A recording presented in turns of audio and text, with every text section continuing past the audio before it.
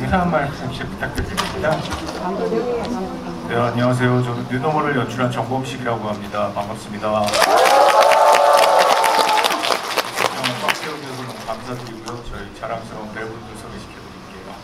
네, 안녕하세요. 현장 역을 맡은 최지우입니다. 네, 안녕하세요 여러분. 뉴노멀에서 기진 역할 맡은 표지훈입니다. 네, 안녕하세요. 저는 인간을 증오하게 된 연진 역할을 맡은 하나인이라고 합니다. 네, 안녕하세요. 영화 뉴노멀에서 승진 역을 맡은 정동원입니다. 반갑습니다.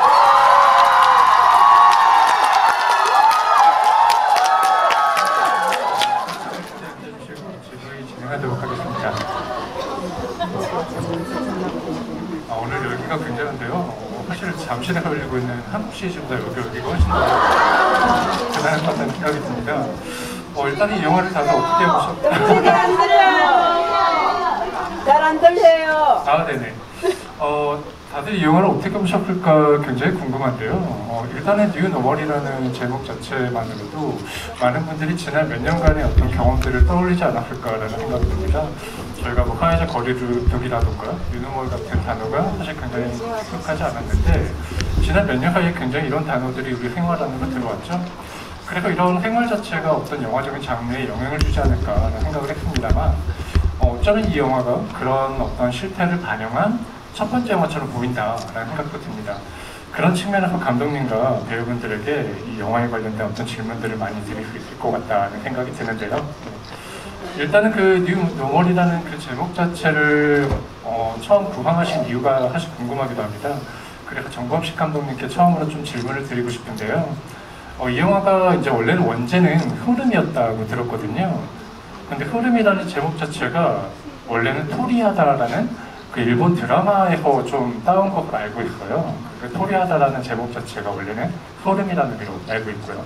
그래서 어떻게 보면 그 원제를 흐름이라고 할 수 있었을 것 같은데 이런 제목 대신에 뉴노멀이라는 제목을 붙인 게 그 코로나19 유행 상황, 그 팬데믹에 영향을 받은 게 아닐까라는 궁금증이 들어요. 그래서 그 제목을 바꾸는 과정에서 분명히 그런 영향을 받았기 때문에 그 결과가 나왔을 것 같은데 그런 과정에 대한 이야기를 좀 들어보고 싶습니다. 일단은 저희가 이제 팬데믹 이전에 저희가 이제 회사를 차려가지고 저희가 어쨌든 호러 영화를 이전에 만들던 사람이니까 서스펜스 영화나 호러 영화를 주로 만드는 영화사를 한번 만들어 보자 하고서 저희가 이제 기획을 하기 시작했어요. 그런데 아시는지 모르겠지만 동서 출입문고 뭐 이런 거 있잖아요. 그러니까 회사의 이름과 어떤 장르가 결부되어 있는, 그래서 저희 회사는 엄파 스튜디오니까 엄파 서스펜스 컬렉션이나 엄파 호러 컬렉션을 한번 만들어 보자 해서 이야기의 소재가 될 것들을 많이 모았어요. 실제 뉴스를 스크랩하기도 하고 말씀하신 것처럼 뭐 일본 TV의 원작을 사기도 하고 웹툰 단편소설 총망라해서 서스펜스 이야기가 될 것들 그리고 호러의 이야기가 될 것들을 해서 저희가 사실은 호러 컬렉션, 서스펜스 컬렉션도 지금 뉴노멀 말고도 만들어 놓은 것들이 여러 가지가 있어요. 근데 만드는 과정에서 토리하다의 원작들도 있고 모티브가 된 것들도 있는데 뭔가 코로나 팬데믹을 맞이하고 뭔가 비정상적인 어떤 일상들이 이제는 일상이 돼버린 그런 세상으로 점점 가고 있다는 생각이 들어서 새로운 기준, 예전에는 비정상적이었어도 지금은 예를 들면은 좀 안타까운 얘기지만 지금 밤에 산책을 다니실 때 여러 가지 흉흉한 사건 이후에 발소리만 들려도 뒤를 돌아보게 된다고 하더라고요. 근데 사실은 예전에는 그런 일들이 많이 없었잖아요. 근데 한번 그렇게 흉흉하고 섬뜩한 진짜 잊지 말아야 될 사건들이 일어나고 난 뒤에는 언제나 세상 사람들은 그걸 이제 일상으로 받아들이게 되는 거죠. 그렇게 지금 현대사회에서 벌어지고 있는 여러 가지 그 무서운 일들, 이런 일들이 이제는 일상이 공포가 되어버린 세상이다. 그래서 새로운 기준이 되는 노멀이 뉴노멀이다. 어떻게 보면은 뭔가 희망적인 제목처럼 보이지만 사실상은 반어적인 거죠. 이제는 희망이 아니고 절망적인 세상을 우리는 너무나도 당연하게 받아들일 수밖에 없는. 그래서 이제 서스펜스 컬렉션의 이제 1탄으로 여러 가지 이야기들을 영감을 받아서 그거를 영화적으로 가공해서 뉴노멀을 만들게 된 것입니다.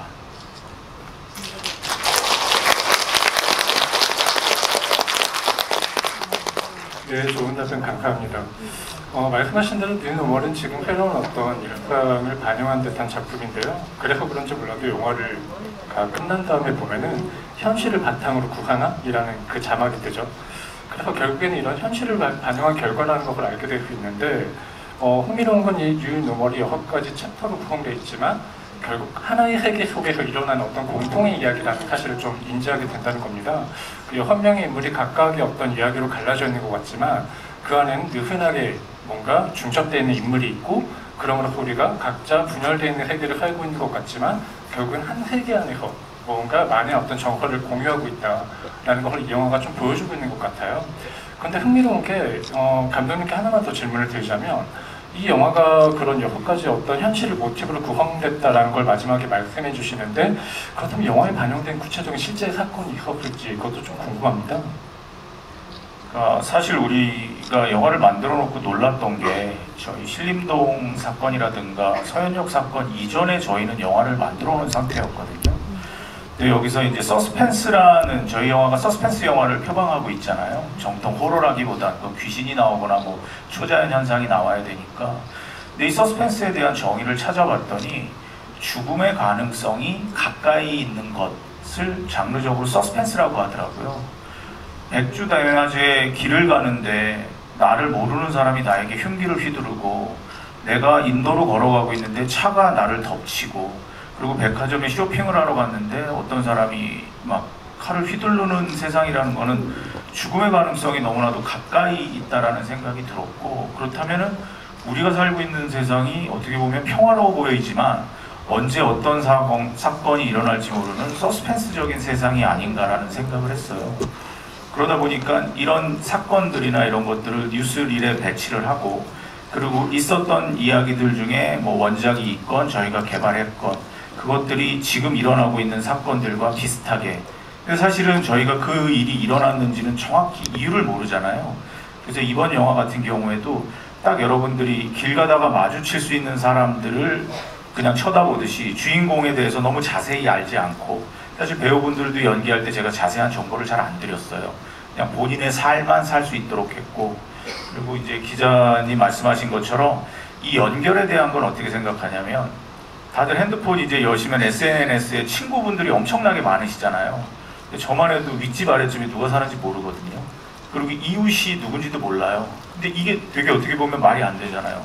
SNS 상에서는 친구들이 정말 많은데 나는 진짜 실제 삶 속에서 내 근처에 누가 사는지도 모르고 근데 사실 이게 하나하나 다 연결되어 있다라는 이론이 있어요.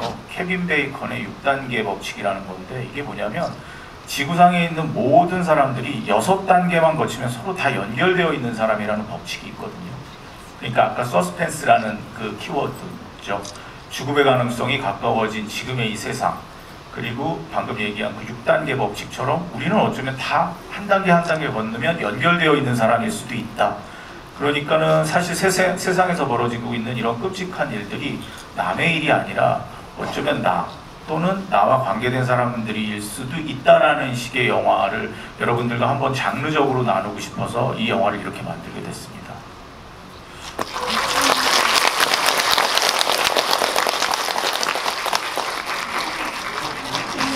감독님께서 어떻게 이 모든 배우분들을 캐스팅했을까 궁금했는데 이 굉장한 화술로 이 배우분들을 낚았구나.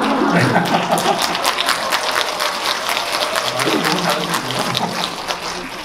이번에는 그래서 이제 배우분들께도 질문을 하나씩 드릴 예정인데 순서는 영화에서 출연하시는 순서대로 제가 질문을 드리도록 하겠습니다. 첫 번째로 제가 최주 배우님께 질문을 드릴 예정인데요. 이 영화의 챕터는 다 어떤 굉장히 흥미로운 부분들이 있죠. 뭐냐면 굉장히 오래된 영화에서 빌려온 제목들입니다.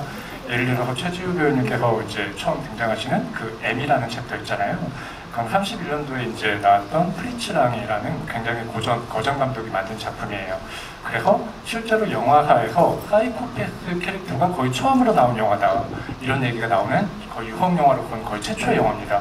그래서 이런 영화에서 이제 최지우 씨가 평소에 보여주지 않았던 저도 사실은 10대 시절부터 보고 이제 자랐던 그 배우기 때문에 사실 제 옆에 있는 것도 사실 굉장히 좀 신기하거든요. 그래서 이렇게 실물을 또 뵙는 것도 굉장히 신기한데 사실 그동안에 전혀 보여주지 않았던 캐릭터라서 그냥 배우의 존재 자체가 굉장한 반전이다 이런 생각이 들었고요. 그런데 한편으로는 이런 사이코패스 캐릭터를 나한테 제안할 일이 있을까? 라는 생각을 배우분께서도 해보지 않았을까라는 생각이 들어요. 이 역할에 처음 들어왔을 때 어떤 생각이 드셨는지, 그 감독님과 어떤 이야기를 나눴는지 궁금합니다. 네, 저는 처음에 사실은 이제 육아를 하다가 제가 복귀작이 이렇게 서스펜스 이런 브레인즈를 저도 생각을 못했는데 감독님이 제안하셨을 때 저도 놀랐어요. 감독님이 왜 저에게 제가 뭔가 어울리는 게 뭐가 있을까라는 제가 되게 궁금했었어요. 근데 이제 감독님이 그때 아까 말씀해 주셨던 그 고전 영화 M이라는 영화를 저한테 먼저 추천을 해주셨어요. 그 영화를 한번 봐달라. 그러면 이제 어떤 현장의 역할이 어떤 건지 어느 정도는 알게 될 것 같아서 그 영화를 유심히 봤어요. 근데 이제 그 영화에서도 그 사이코패스여가지고 모든 게 되게 힘들게 막 이렇게 뭐 살인을 저지르고 그런 게 아니잖아요. 실생활은 굉장히 소심해요. 근데 현장도 사실 실생활은 굉장히 뭔가가 좀 겁이 많고 좀 약간 소심한 듯한 그런 느낌인데 다시 이제 서서히 그런 다른 자아가 나오는 모습이 나오잖아요. 근데 그런 부분이 저도 저의 어떤 모습이 나올까 사실 너무 궁금함이 컸고요. 그리고 무엇보다 감독님의 전작이 워낙 너무 좋았기 때문에 사실 감독님에 대한 신뢰가 굉장히 컸어요. 감독님이 저의 그런 새로운 모습을 잘 끌어주시지 않을까 믿고 의지한 편이 가장 컸습니다.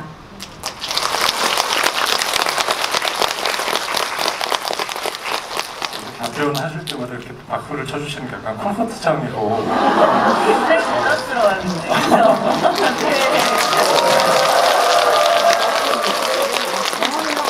현수에 받아야 될 기운을 지금 올해 빨리 다 이어받고 있는 기분인 것 같아요. 그럼 이번에는 그 아까 제가 차례대로 말씀드렸는데 이제는 그 스파이크리의 Do the Right Thing이라는 원래 영어에서는 옳은 일을 하라라고 이제 그게 번역됐는데 실제로 국내에서는 이제 똑바로 하라라는 제목의 영화로 사실은 잘 알고 알려진 작품이거든요. 이 작품을 이제 뭔가 빌린 두 번째 챕터에 출연하시는 바로 정동원 배우님 계십니다.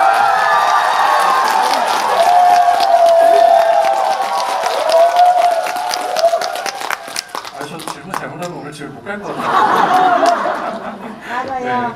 네, 다름이 아니라 사실은 굉장히 좀 흥미롭다는 생각을 했습니다. 요즘에 뭐 가수분들이 배우를 하는 게 그렇게 이상한 일도 아니고 오히려 또 배우분들이 요즘에는 그렇게 또 가수로 전업을 하시는 분들도 굉장히 많은 시대잖아요.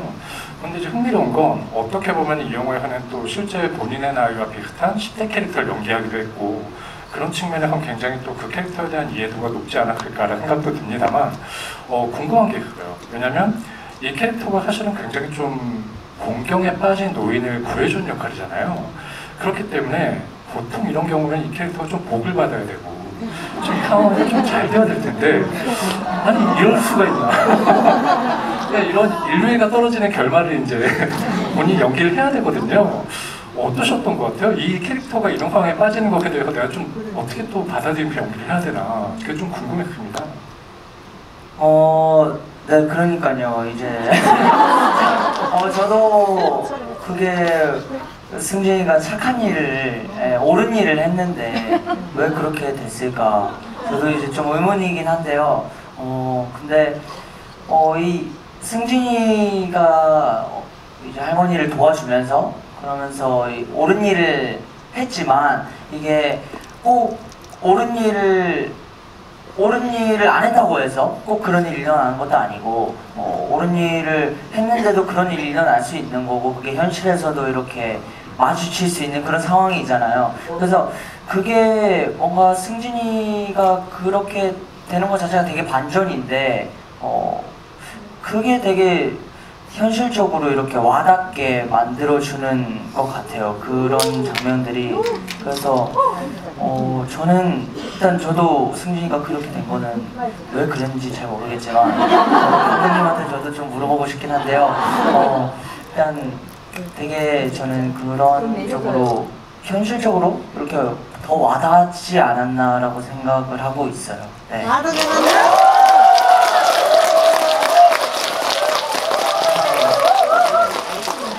제가 예전에 광화문에서 월드컵 하강 경기 지금 분위기가 더 뜨거운 것 같거든요. 그리고 이쯤 되면 약간 감독님의 해명이 좀 필요할 것 같아서 감독님 해명하실 기회를 한번 드리도록 하겠습니다. 네, 왜 그랬냐면 저희가 사실 처음에 이 캐릭터를 두고 제가 고민이 되게 많았어요. 부천 때도 한번 말씀드렸는데 이제 처음에 이제 영화에 들어가게 되면 이제 배우 명단들을 이제 연출부들이 만들거든요. 그런데 이제 거기에는 이제 저희가 얼굴만 봐도 알만한 아역 배우들이 이렇게 있는데 다 뭐라 그럴까 TV에서 많이 봤던 다듬어진 연기를 하는 그런 친구들이었는데 저는 진짜 중학생 같은 눈빛을 가진 배우가 필요했거든요.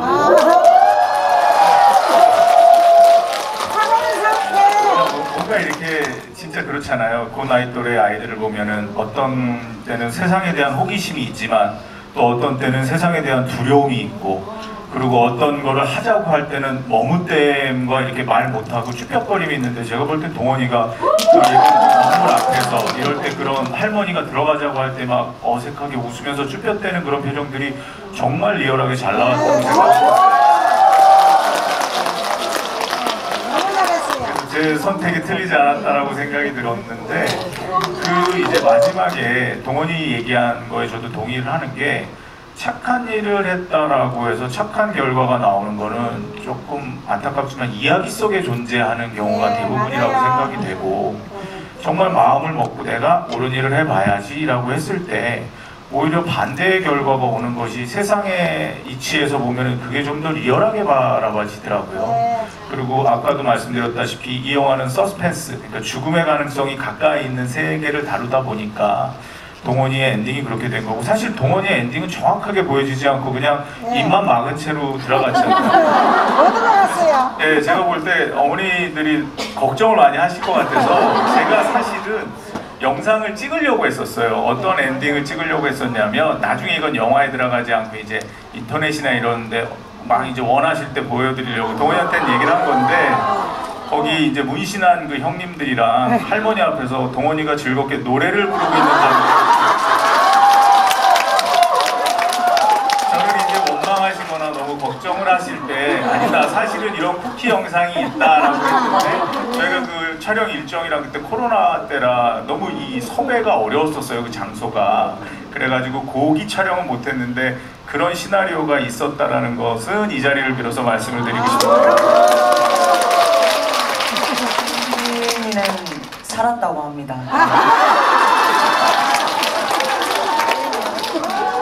네, 감독님께서 오늘 여기를 무카에 빠져나가셔야겠다는 심장이 약간 느껴진 것 같기도 하고요. 네, 이번에는 그 표지윤 배우님께 이제 질문을 하나 드릴까 하는데요.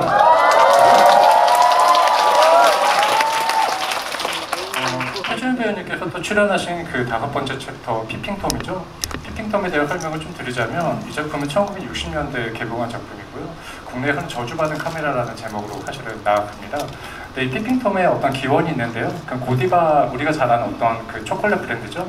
그 고디바의 전설과 좀 유래가 있는데 이 부분은 지금 시간이 없기 때문에 한번 그 포털에서 찾아보셔도 좋을 것 같아요. 그래서 뭔가 원래 훔쳐보는 어떤 대강에 관한 이야기가 바로 피핑톰입니다. 이 영화에서 보시는 그 피핑톰의 역할은 결국 표준 씨가 이제 역할한 기진이라는 인물이 그 역할을 맡은 건데요. 사실 표준 씨가 그 기존에 출연했던 그 호텔 델루나를 보면서 그런 생각을 한 적이 있어요. 아니 이렇게 또 가수가 연기를 잘하면 되나? 너무 반칙 아닌가? 이런 생각이 들었는데 근데 알고 봤더니 직접 극단을 창립해서 실제로 무대에 오를 기회도 직접 만들어내는 배우이기도 하고요.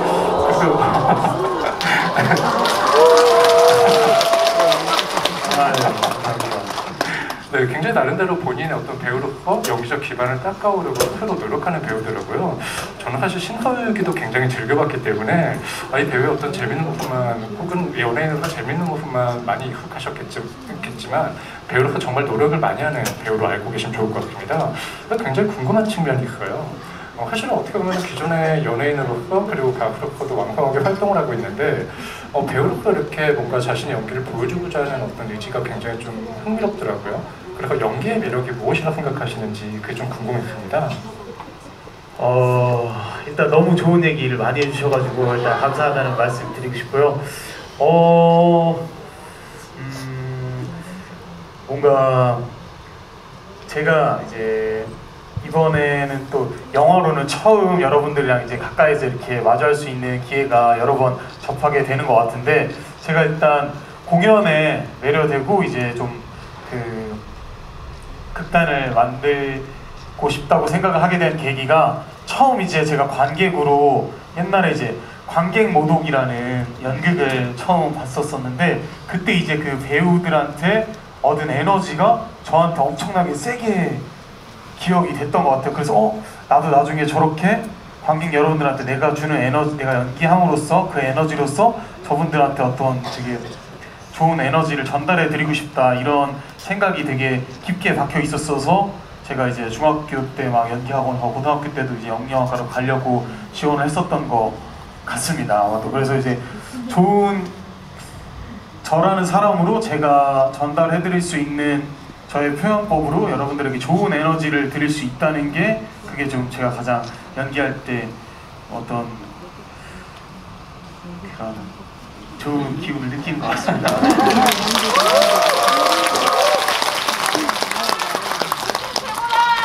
저도 배우로서 생활해본 게 아니기 때문에 막연히 짐작할 수밖에 없지만, 결국 내가 아닌 남을 연기할 때 나타나는 나의 또 몰랐던 내 자신을 마주하는 그런 어떤 흥미나 쾌감도 있지 않을까.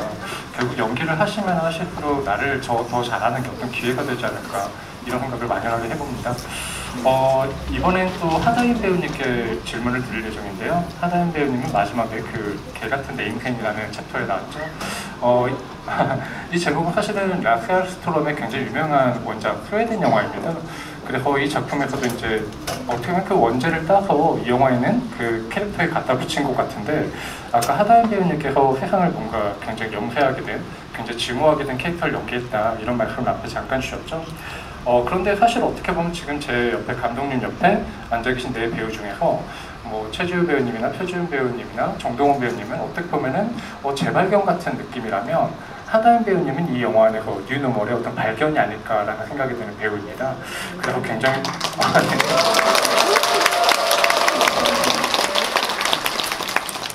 그래서 제가 오늘 태어나서 가장 많은 박수를 받는 것 같아요. 집에 일기를 써야 될 것 같습니다.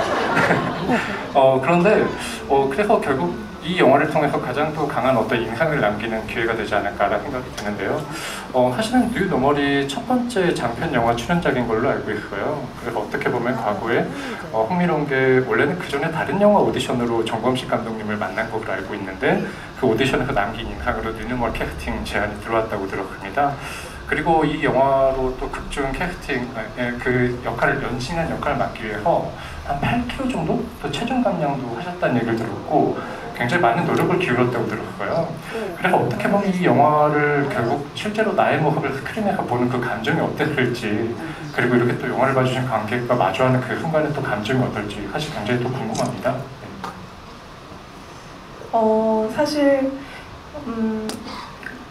영화 캐스팅 되고 나서부터는 이렇게 멋진 선배님들, 매력적인 배우님들, 또 무엇보다 좋은 감독님과 작업할 수 있는 게 어깨에 굉장히 많은 부담이 있었어요. 그래서 아까 말씀하신 8kg 부분도 감독님께서 이 연진이란 인물은 워낙 캐릭터 자체가 스타일이 독특해서 그 스타일 느낌이 나려면 당신 제가 조금 통통했어가지고 조금 빼는 게 좋겠다는 조언을 받아서 얼른 캐릭터를 위해서 8kg를 감량하고